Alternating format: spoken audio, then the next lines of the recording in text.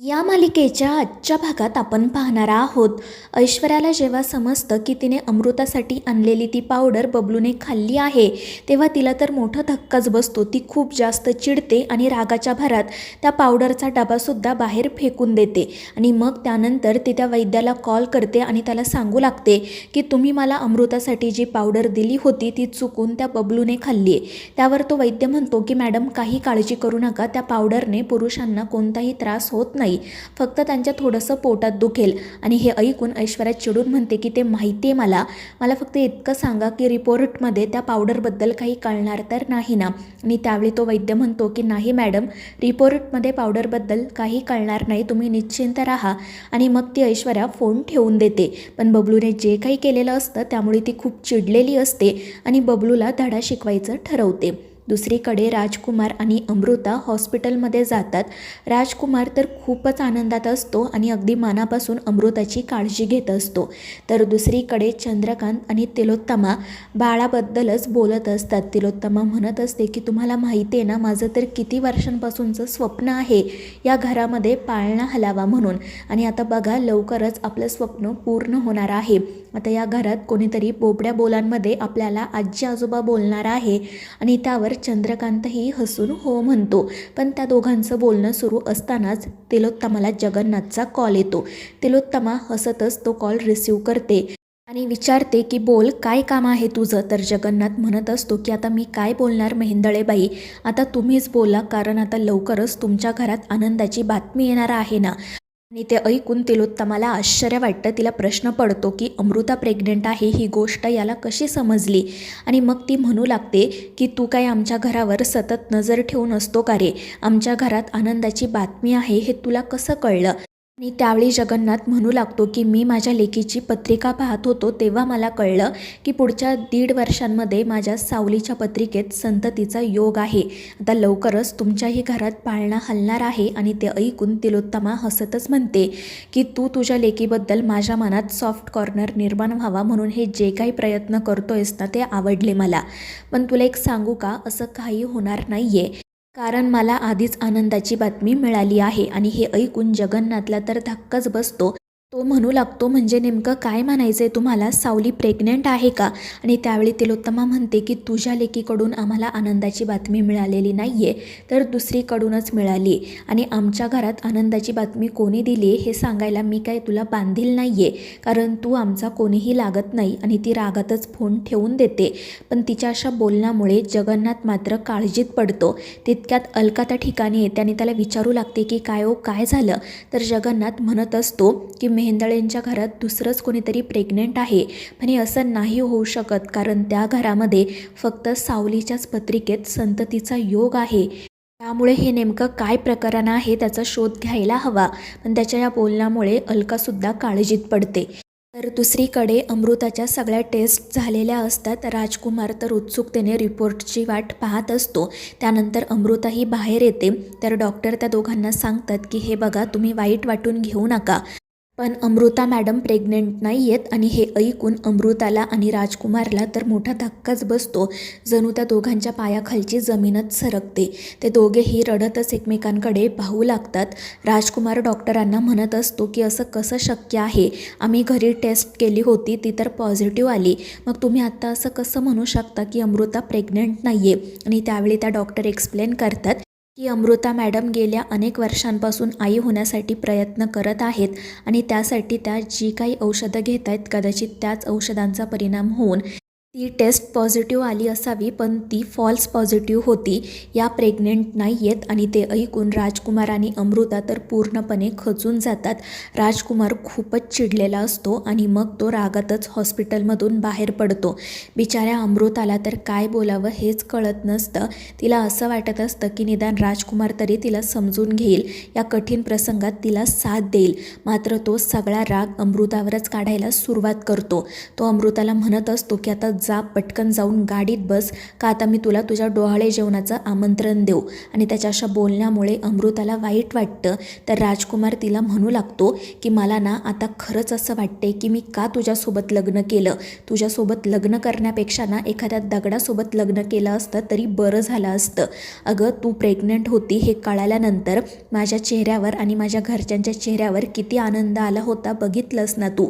फक्त तू प्रेग्नेंट आहे हे कळाल्यानंतर मला माझ्या आईच्या डोळ्यांमध्ये माझ्याबद्दलचा रिस्पेक्ट दिसला होता, पण आता सगळं मातीत गेलं. सांग ना मला का प्रेग्नेंट होऊ शकत नाही आहेस तू, का मला बाप होण्याचा आनंद देऊ शकत नाही आहे. पण त्यावेळी अमृता काहीच बोलत नाही, ती फक्त रडत असते. तर राजकुमार तिला विचारू लागतो की सांग माझ्यात काही दोष आहे का. नाही ना, मग का तू आई होत नाही आहे मला तर खरंच कळत नाही आहे. मी का तुझ्याशी लग्न केलं आहे. आणि मग त्यानंतर तो रागातच तेथून निघून जातो. तर दुसरीकडे सगळे मेहेंदळे अमृताची आणि राजकुमारची आतुरतेने वाट पाहत असतात. सोहम तर तो आनंदाचा क्षण कॅप्चर करण्यासाठी व्हिडिओही काढत असतो. तिलोत्तमा ताराला सांगत असते की हे बघ आता आपल्याला सगळ्या गोष्टींची लवकरात लवकर तयारी करावी लागणार आहे. 9 महिने कसे निघून जातील कळायचंही नाही. आणि त्यावर सगळेजण हसतच हो म्हणतात. आणि त्या सगळ्यांची गडबड सुरू असतानाच बबलू तिथे येऊन सांगतो की अमृता वहिनी आणि राजकुमार दादा आले आहेत. त्यामुळे सगळेजण त्यांच्या स्वागतासाठी तयार होतात. पण राजकुमार आणि अमृता रडतच आतमध्ये येतात. आणि त्यानंतर राजकुमार म्हणू लागतो की आई आपल्या घरामध्ये जो आनंद येणार होता ना त्याला आधीच कोणाची तरी दृष्ट लागली आहे. आणि त्यामुळे तिलोत्तमा म्हणू लागते की राजकुमार हे काय बोलतोयस तू, नेमकं काय झालंय. तुम्ही डॉक्टरांकडे गेला होतात ना, मग डॉक्टर काय म्हणाले. पण त्यावेळी राजकुमार काहीच उत्तर देत नाही. तो फक्त रागात अमृताकडे पाहत असतो. तर ती बिचारी खूप रडत असते आणि त्यामुळे सगळेच जण काळजीत पडतात. आणि मग त्यानंतर तो राजकुमार सगळ्यांना सांगतो की ही अमृता प्रेग्नेंट नाही आहे. डॉक्टरांनी सांगितलंय की ती कधीच आई होऊ शकत नाही. आणि हे ऐकून घरातील सगळ्यांच्याच पायाखालची जमीन सरकते. ती ऐश्वर्या मात्र खूपच खुश होते आणि कसाबसा स्वतःच्या चेहऱ्यावरचा आनंद लपवण्याचा प्रयत्न करू लागते. आणि ह्या गोष्टीमुळे तिलोत्तमालाही धक्का बसतो. पण चंद्रकांत पटकन तिला सावरतो. आणि मग त्यानंतर राजकुमार तेथून निघून जातो. तर तिलोत्तमा अमृताला विचारत असते की अमृता सांग ना गं नेमकं काय घडलं, कारण आपण घरी टेस्ट केली होती ती तर पॉझिटिव्ह आली ना. मात्र अमृताला सगळ्या गोष्टींचा इतका त्रास झालेला असतो की ती बिचारी चक्कर येऊन खाली पडते. सावली, सारंग, तारा, सोम पटकन तिला सावरण्यासाठी पुढे जातात. अमृता खूप रडत असते आणि तिची अवस्था पाहून सगळ्यांनाच वाईट वाटतं. ऐश्वर्या मात्र हसतच तिच्याकडे पाहत असते. त्यानंतर रात्री अमृता एकटीच तिच्या खोलीत रडत बसलेली असते. मग सावली तिच्यासाठी जेवण घेऊन येते.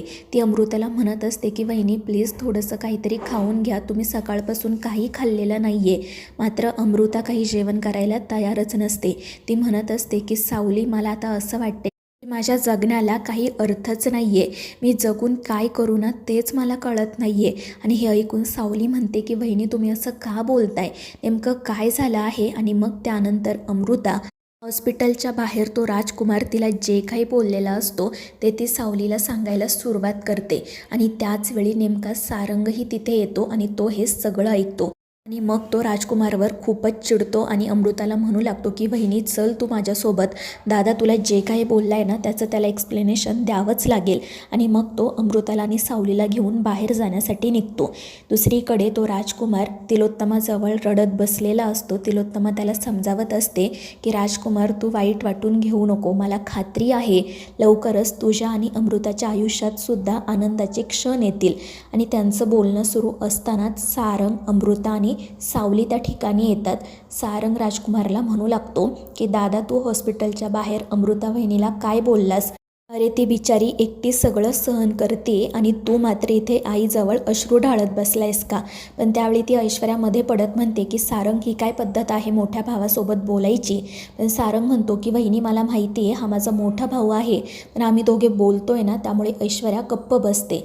आणि मग सारंग अमृताला म्हणू लागतो की वहिनी सांग तू आईला दादा तुला हॉस्पिटलच्या बाहेर काय बोलला ते.